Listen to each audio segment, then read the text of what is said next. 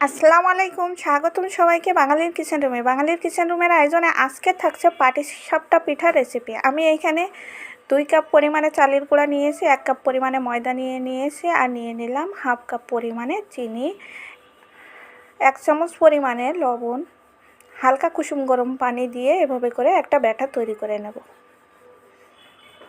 না ঘন না পাতলা একটা ব্যাটার আমি এভাবে করে তৈরি করে নিয়েছি, দেখুন এরকম করে। এখন আমি চুলায় একটি কড়াই বসিয়েছি আর এখানে অ্যাড করে দিচ্ছি 1 লিটার পরিমাণে দুধটা অ্যাড করে দিলাম। দিয়ে আমি এখানে 1 কাপ পরিমাণে পাউডার দুধ অ্যাড করে দিলাম, দিয়ে দিলাম 1 কাপ পরিমাণে চিনি, আর দিয়ে দিলাম 1 চামচ পরিমাণে লবণ। দিয়ে অনবরত নাড়াচাড়া করে দুধটা আমি জাল করে একদম গাঢ় করে নেব। এখন আমি একটা কাপের ভিতরে নিয়ে নেব 3-4 চামচ চাউলের গুঁড়া এবং কুসুম গরম এই দুধ এখানে নিয়ে আমি চালের গুঁড়োটা এভাবে করে গলিয়ে রেখে দিলাম।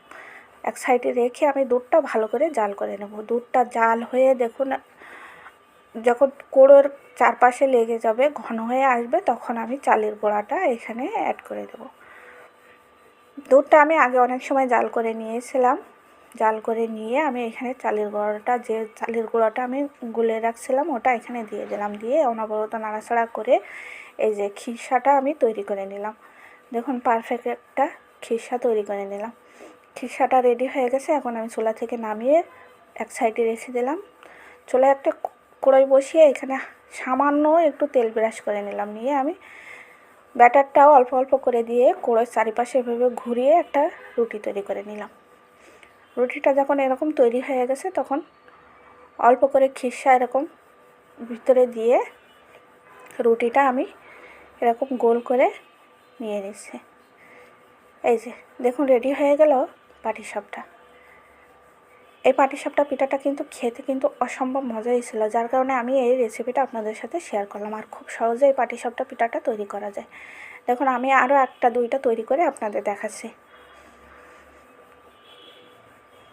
খুবই অল্প সময়ের ভিতরে পাটিসাপটা পিঠাটা আপনি তৈরি করে নেবেন। আর পিঠাটা দেখুন কি সুন্দর করে মানে ছিদ্র ছিদ্র হয়ে যাচ্ছে, রুটিটা অনেক সুন্দর হয়ে যাচ্ছিল একদমই। আর কি এভাবে আমি ভিতরে খিরসাটা দিয়ে এভাবে গোল করে নিলেই পাটিসাপটা রেডি হয়ে যাচ্ছে।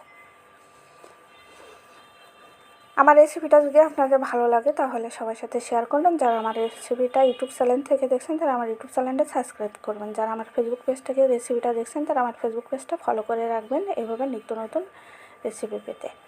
দেখুন আবারও একটা তৈরি করে আমি আপনাদের দেখাচ্ছি। খুবই সহজ পাটিসাপটা পিঠা।